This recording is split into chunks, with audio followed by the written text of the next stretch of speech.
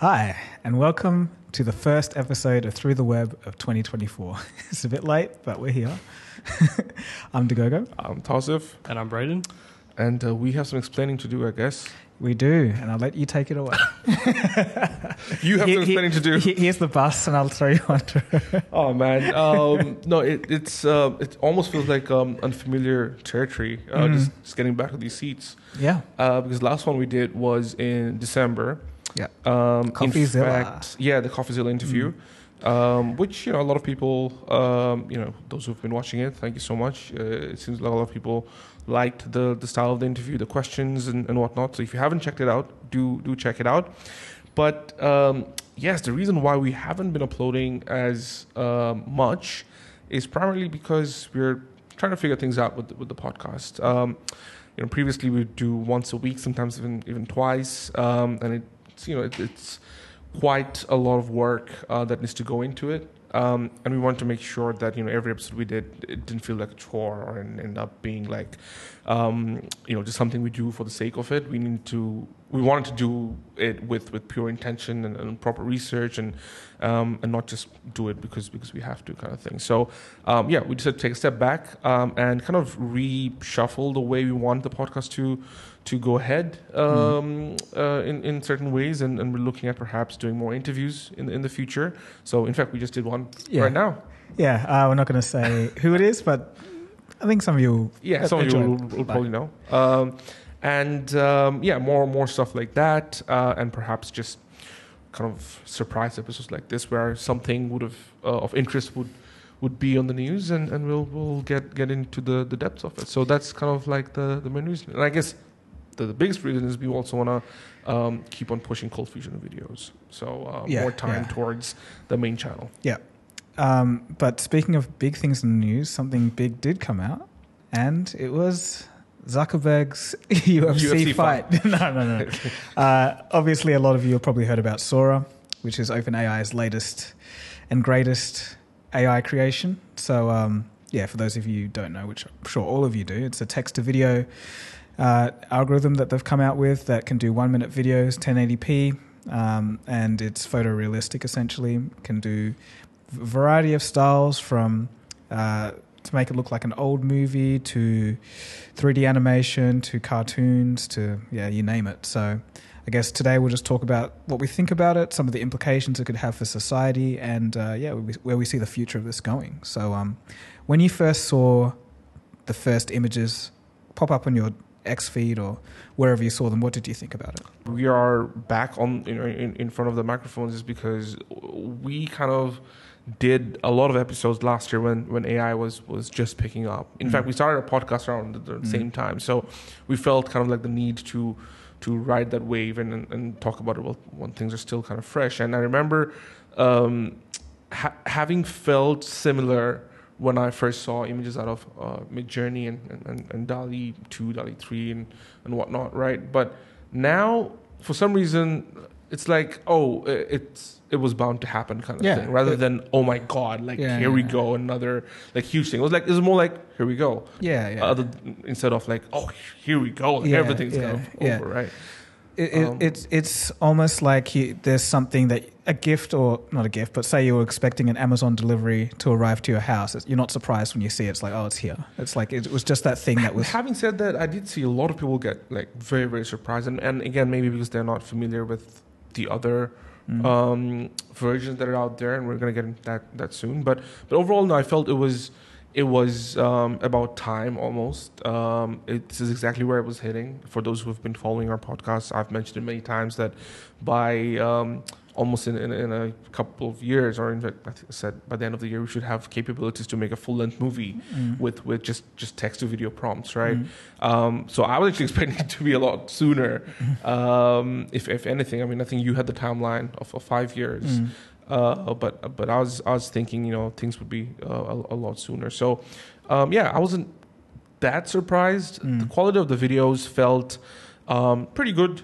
I think they're workable. I'm just laughing because 3 years ago, like if you showed someone that video and said this is completely AI generated, they'll be like, even we would, but then you're just like, pretty good. Yeah, it's workable. And then I'll get into the depths of it as to why, and I'm sure I mirror, sentiments of many other people out there who are also not that. I don't want to use the word impressed. Like I'm quite impressed, but not that. I guess.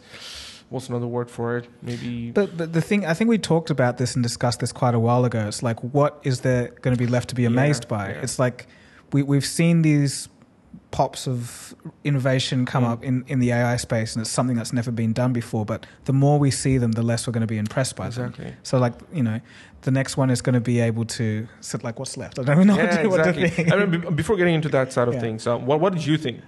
So I was pleasantly surprised because some of the biggest issues with all of the other ones have been either completely gone or vastly reduced. And one of them is the temporal coherence. So it's like you have an object that's moving, but it likes to morph a little bit in this classic AI way, and that obviously is a dead giveaway, and it's not even aesthetically pleasing. It doesn't really add anything to the video, but it's just something that was a quirk of AI video. But with this, it was completely gone to just from the first glance. And seeing some of the detail within it, it just seemed to have skipped all these steps. Like having, there's a famous one of dogs in the snow, right? Mm-hmm. Having it mimic the physics of the snow, having all the fur details.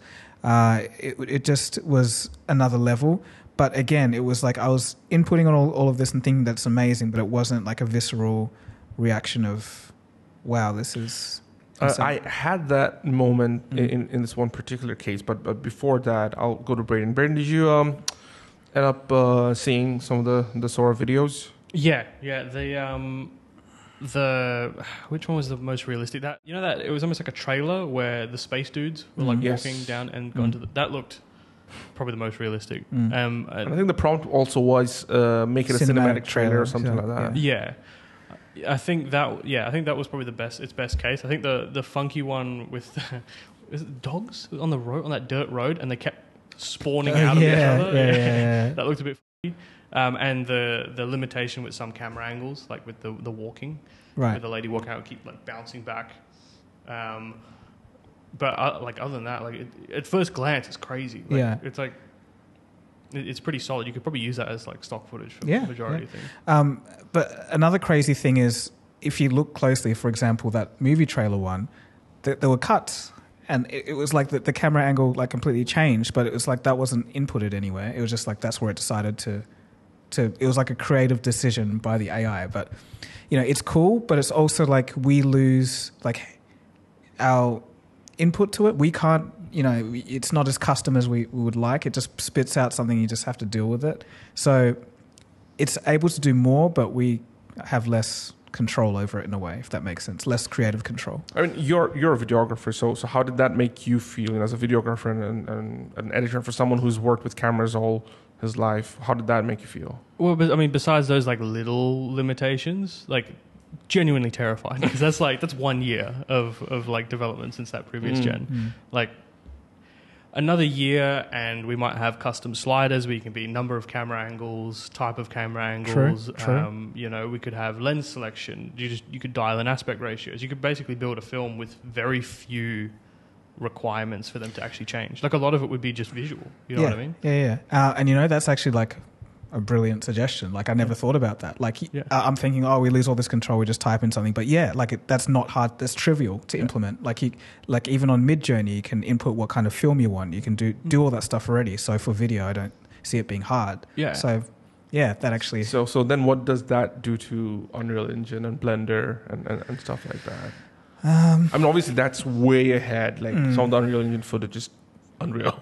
I guess it depends on the purpose that you're using it for. If you just want something where you want a 3D generated environment that looks real, then sure, you could use this and it's a lot quicker.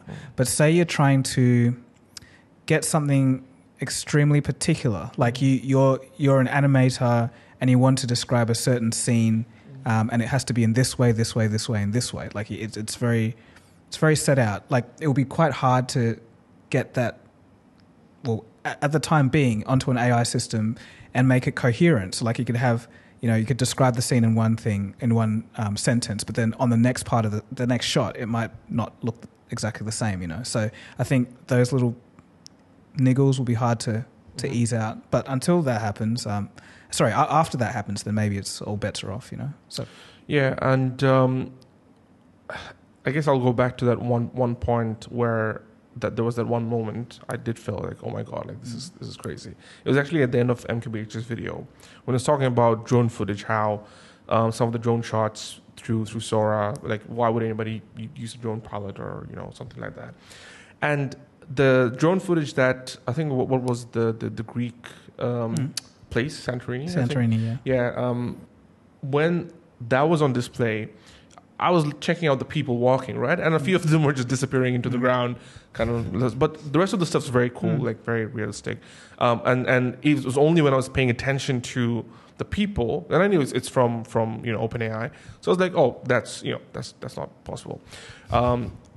And then when I was watching MKBHD talking about drone footage, I thought he was using AI footage to explain. Because prior to that, he was using all AI footage. Yeah. So but that was real. Yeah. And I was looking at the people, I was like, wait, they aren't disappearing. This isn't AI. This is real. That's where my brain was like, okay, I can't decipher anymore.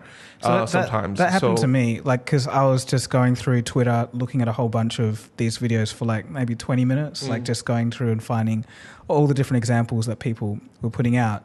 And then afterwards, I was done with that, and I was just scrolling regular stuff, and then I'd see a video, and then it was like still in that AI mode, and I was like, no, this is So a similar thing happened to me as well. The memes, though.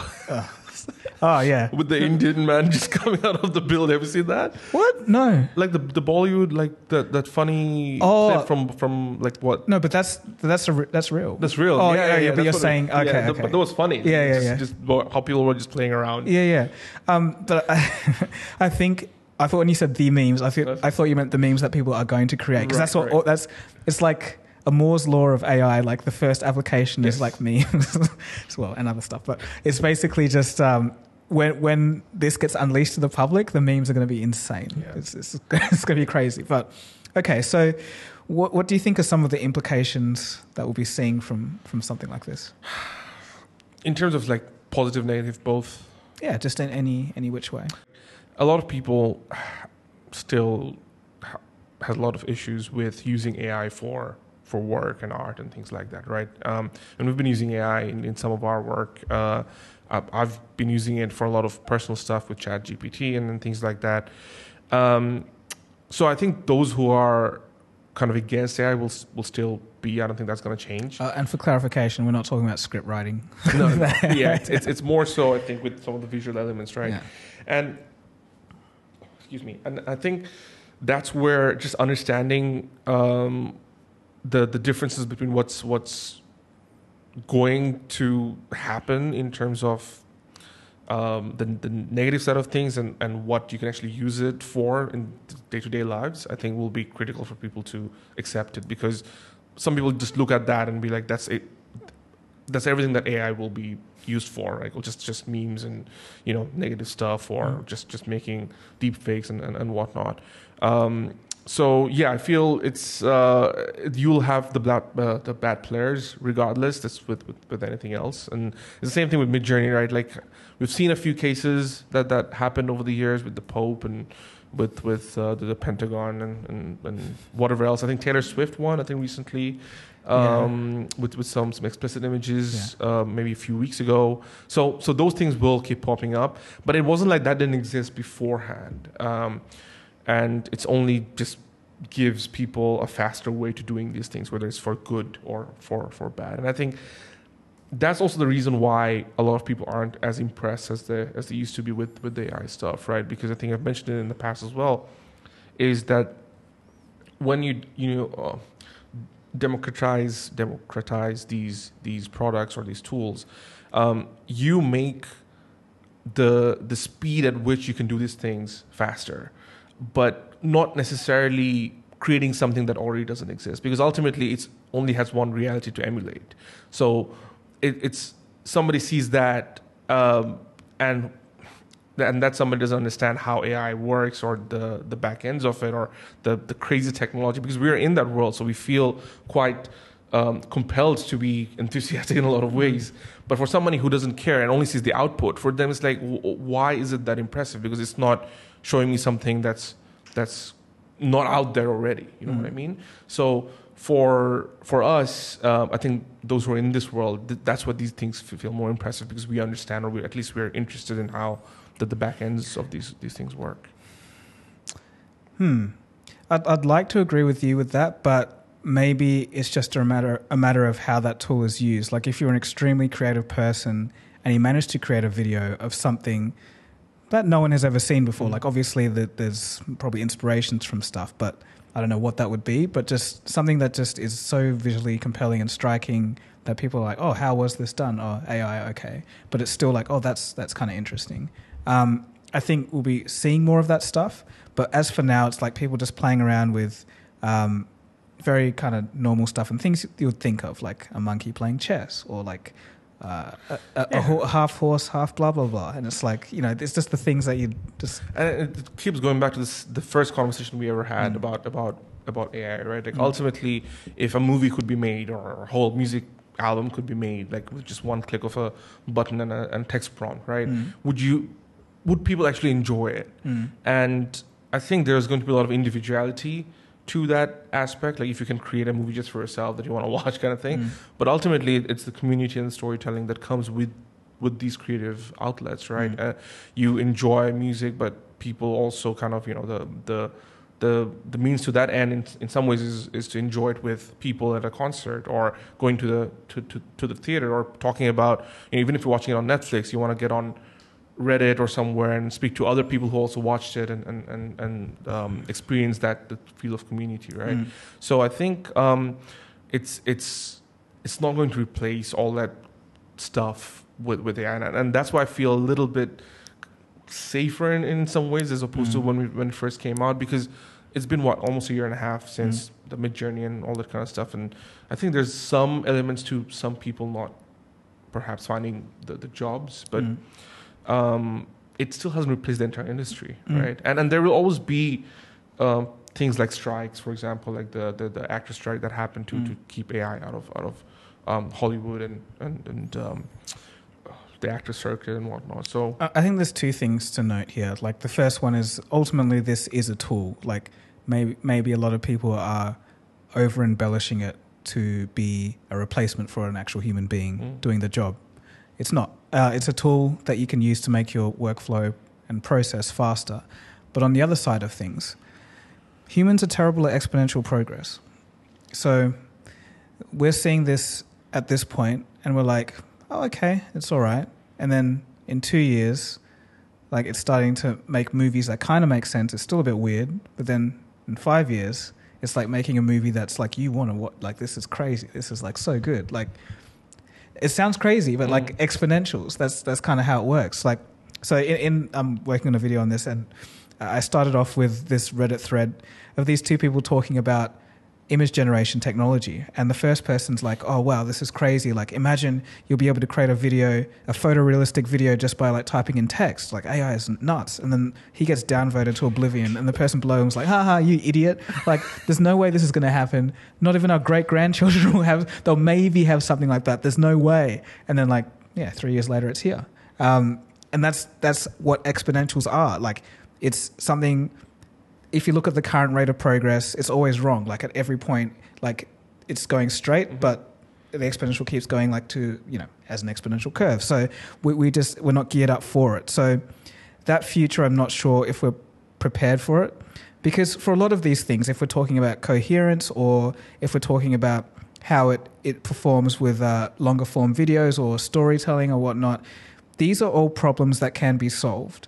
So we may come to a point where it gets better for a while, and then it kind of seems to peter out, but then a new research paper comes along and it fixes that issue, and then it's on to the next thing, That's kind of how it works and how it has been working, and that's why at every turn, until probably now, because we're so used to it, but it has been surprising people. So I think it's just those two things that I think are going to take people off guard, I think. So, yeah. Do you have any thoughts to add to that? I was trying to think over an actual application of what it would look like, right? So 'cause right now it's all just web pages, it's generated, but like how can you break that down into parameters that would be way more controllable? So I was thinking, like, in terms of the video stuff, when you look at something like Premiere or After Effects, you could probably do the same thing, but where every parameter is generated, and then you can select constants. So you could go into a tab where it's about character, and you could generate a character and then lock that in as a constant, and it would register clothing, skin color, hair, all that stuff, and that would be your character. And then you could generate a background and label that as a constant, and you could build an entire scene through that, and then you could dial in a look, and you could dial in all this stuff, and it would all be AI generated. You could build a whole movie in one piece of software.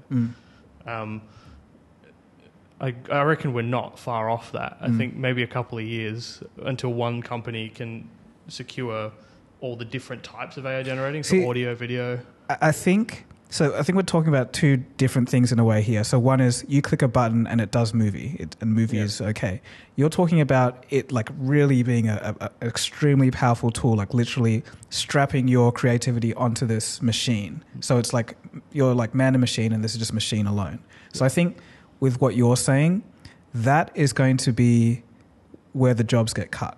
Yeah. Because you're still creative, you still know what you want to do, but you don't need expertise of anyone else to do those groundwork things for you. This machine that you're strapped to does it for you. So like instead of having 10 people do this job, 1 or 2 can do it. With like, for example, like a drone shot includes in that scene.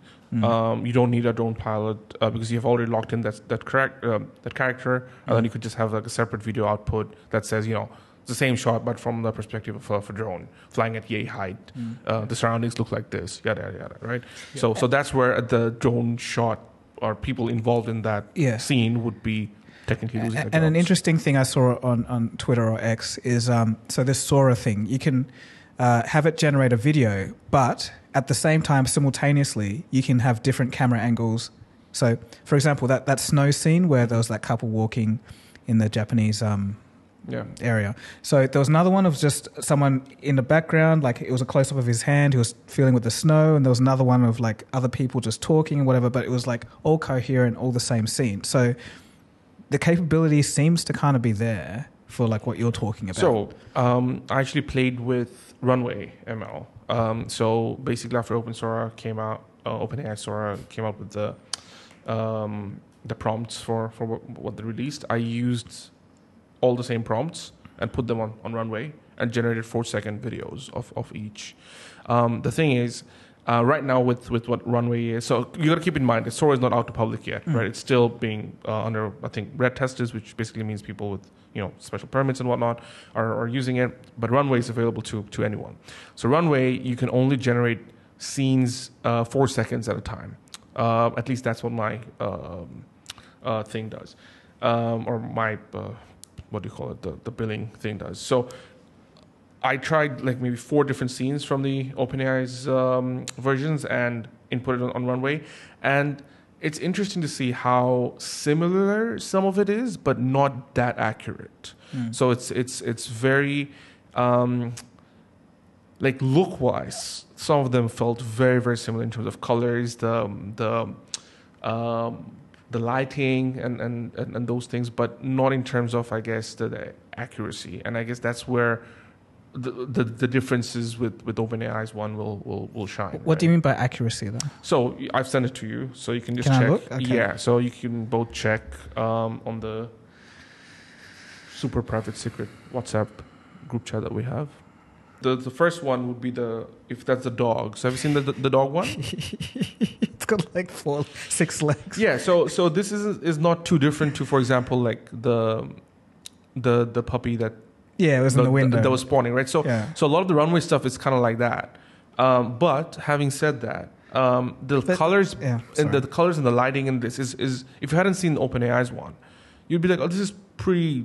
No, because it's in terms of colors and lighting. Oh, in terms of strictly, yes, strictly. Because that was similar to what the some of the stuff with OpenAI's one was. Yeah. And if you look at the next one with people walking and checking the museum, again, it's just the walking pattern's a bit off. It's just that morphing thing. But again, like at first glance, you wouldn't really notice. The running one's absolute garbage. And it doesn't look similar to the. And the very last one is California in a gold rush time. Yeah. Again, the color, the lighting, it's got a fair bit of coherence in my opinion. And even though everything's kind of like gliding with the car, horses, there's like a couple of horses kind of like almost morphing into each other. But again, I felt it's very close to what's already out there. And again, got to keep in mind like Sora is not out to public yet, and you don't know what the things. And this is again with me just inputting without making any changes. But I guess that the thing with Sora is I get it, like the lighting is good, possibly the framing, but just that where it falls apart with that AI coherence thing, like it seems like frame to frame it like really struggles to remember what it just did, and then it just morphs into whatever. But that's what I was saying with Sora, all of that just seems to be greatly mitigated or gone. And that's the real step change. Even though these are handpicked examples, and I have seen other examples online from select users who have used it, some of them are a bit whack. And even when it fails though, have you seen that chair one where they're excavating? Yeah, it just keeps coming up with the on sand. Yes, yeah. So like that, there's this one where there's like some archaeologists or whatever, and they're excavating, and they pull out this, I guess, sheet of sand, but then it turns into a chair, and obviously it's a huge, and the chair starts floating away. It's a huge failure, but that happened to me once. Just joking, obviously. Sorry, you're right, man. No, anyway, but it's a huge failure in terms of the AI system, but it's still very. The fidelity is still high. Like as it's changing from sand into a chair, it's still, it doesn't look like anything else before. Still, it seems like just more robust, even in its failures. That's the best way I can describe it. But I think robust is a good word to explain it, because with Mid-Journey stuff, for example, or even like most AI use cases in terms of images, you can still tell like there's this little characteristic to the output that if you look a little bit hard enough, like maybe it's the glow or just the grain or just the angles in some ways. Some of it still feels, and this is without photoshopping and stuff, because with photoshopping you can make it a lot better. But similar with the videos that I just maybe we included that in the actual videos as well, actual podcast episode video. But with the changes with Photoshop and stuff, you can still kind of make those characteristics go away. But without it, you can everywhere that I've looked, like people are using it left, right, and center in ads. A lot of big companies are using it. Like I'm talking about the images. So just last week, a band came up with like 9 songs and had like 9 videos for each. Like lyric videos. 2 of them were made by animators, so like everything's kind of animated from scratch. And I think 7 of them were AI generated. You could just tell like straight away which one's AI generated, which one's not. So I think it still will depend on the creative person. And but ultimately, would people care is the question, right? So I think less and less. I think now is, unless something goes horrifically wrong, I think now is the maximum resistance, and then as it just proliferates, people will just be like, oh well, we just got to ask you a question about the launch, or I guess the announcement side of things. If you compare it to what we saw with Google's Gemini or a few of the other competitors come out with product launches or announcements, there's always seems to be some sort of gaffe in terms of either, maybe they weren't being super clear or transparent or whatever. But it seems like OpenAI's announcements so far, I can't remember one where they stumbled, unless I'm missing something. No, it's because they got pros on their team, like Ilya Sutskever. He's like the lead tech guy within OpenAI, and he literally was there with Geoffrey Hinton since the beginning when he started the OpenAI boom, essentially. So it's like these guys know what they're doing. Like they have done the research, they have all their stuff ready, all their ducks in a row, and then they're just like, hey, we made this thing. It's like it's there, but then Google's like kind of scrambling from the back end. It's like hammering things together while the stage curtains. What I love best is they were also showing the limitations of where it is right now. So I think those are the things that you want out of these big corporations when they're announced, because there's such a disconnect, right, with the user and the actual team and the product itself. So being clear and transparent like that, I thought was pretty cool from OpenAI. Yeah, like obviously maybe they've picked the best looking But they mentioned that as well. Yeah, Yeah. like towards the end of like, the safety side of things, the research, and like just being clear. It's just one page, not like a video and a link to click for the vlog, Yeah, I've gone through it, but it's just like we don't know the full scope of how good it is. But from what I've seen, I guess, and I guess you guys will agree, it is definitely a step change above what we had before, which I guess that's something to strap your seatbelts in for, see what that brings. When it comes out, how do you think it's going to be in terms of using logistics? So, for example, Runway, it's similar to Midjourney. You've got like a feed, you type in, you can actually select camera angles and stuff as well on that. So, seems pretty user friendly. And I think it costs maybe $20-something a month to get those added seconds. Okay. So, how do you think OpenAI is going to? Definitely either freemium or you got to pay. I think that's number one. It's probably going to still be website based. It would just probably be something similar to DALL-E, where you just type in your prompt, you just wait for a while, and then it generates a video. You download it, and that's it. I think the integration into Microsoft, though, that's what I'm kind of figuring out how that's going to work. Will there be something in Windows where it's like you go to the old Windows? I don't use it anymore. But what's the media player in Windows called? Windows Media Player. Really? That's what the Windows Media Player. I thought there was a new one. They've changed that now. It's like I use Windows, but I can't for the life of me. Yeah, I think they changed it. But yeah, like you just go generate video and you just type a box. I don't know how it's going to look like, but I think that will be interesting. Yeah, for sure. Yeah.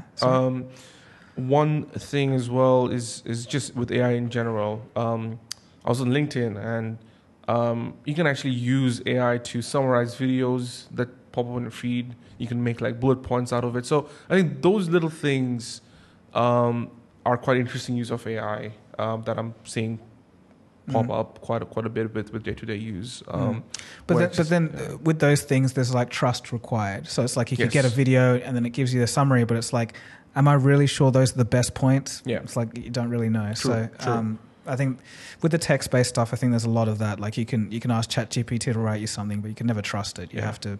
It's like maybe. So you've got to double check. Yeah, or it's just like a basis to like structure something, but it's like every single thing you can't trust. You know, so. But it's like as I mentioned, it's going to be less and less in terms of people not trusting these things, and as you get used to it, I think it's only a matter of time before. We've got the Vision Pros on and the Neuralink chip, and just think. Actually, sorry. This is a little off topic, but I'll just touch on it for a second. But you all saw the Zuckerberg video of him roasting the Vision Pro, right? And it's like, in the future, like we'll be bringing those sensors back, but I think for controlling this hardware, something like controllers, or like eventually like a neural implant will work. And then he just goes on to the next thing. I was like, wait, what? It's like neural implant? It's like, why are you thinking about that? I thought that was only Elon Musk. And anyway, that just came to mind. I thought that was just a weird thing because I guess they're doing the mind reading stuff. I was going to say. The mind reading stuff in the background, but it's like, you shouldn't be talking about that. Anyway, sorry. Yeah, so back to AI. So maybe we'll wrap this up. Yep. Like in conclusion, what do you think the next 5 years are going to look like? Oh, man. I think we'll explore everything there is to explore in terms of direct-to-consumer AI products. I don't think there's going to be anything left to scratch. I think the next frontier will still be real-life applications. I think, who was NVIDIA's CEO? I think in a talk he mentioned how there's AI for different industries doing different things, and I think that's where the big changes will be coming from in the next 5 years. But I think in the next 2 years, we'll be scratching every surface of direct-to-consumer AI products. There's going to be nothing left to do with AI and our consumer products. That's what I think. Okay. For me, I'd say that, I agree with you. There's going to be a lot of consumer products out there, but I think on the back end, in terms of regulators, lawmakers, and also social media platforms, they're going to have to start to step up and really figure out what they're going to do. In my video, I was talking about essentially just when you have an AI video or a photo, to the naked eye, it looks the same, but within it is embedded some kind of code or a marker to tell another AI that can detect if something's AI image or video that it's AI generated. So essentially, the video looks the same, doesn't change, but then when it goes up on these social media platforms, the platforms have to integrate this AI distinguisher. So essentially when something gets uploaded, it's AI generated, so it can't even spread. You can't even have any fake news because on the social media platform itself, it's already indicated that it's fake or AI generated. I think things like that have to exist for the world. TikTok does that. They do? Yeah. Really? It shows up, this video is AI generated or has elements of AI generated videos. That's very interesting. Man, TikTok's ahead. They do some interesting stuff. You can upload by the way, you can upload 30-minute videos in there now. So yeah. Anyway, but yeah, but I think the major platforms in the Western world have to get onto that kind of thing, or else it's going to be pandemonium. But yeah, aside from that, I think just interesting times all ahead.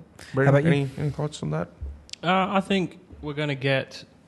Obviously, it'll be the continuous just trickle of companies dropping their own applications of AI, but I think there's going to be a heavy focus on actual usability and application of how these tools can be used in professional environments, more so like what I was saying with software and whatnot, like breaking down the generalization of AI into customizable and usable points. And then I think alongside that, there's going to be a lot of focus on law around AI as well. Yeah. I think that'll be the next 5 years. Yeah, for sure. I think the hyper focusing on within industry specialities is going to be a big thing.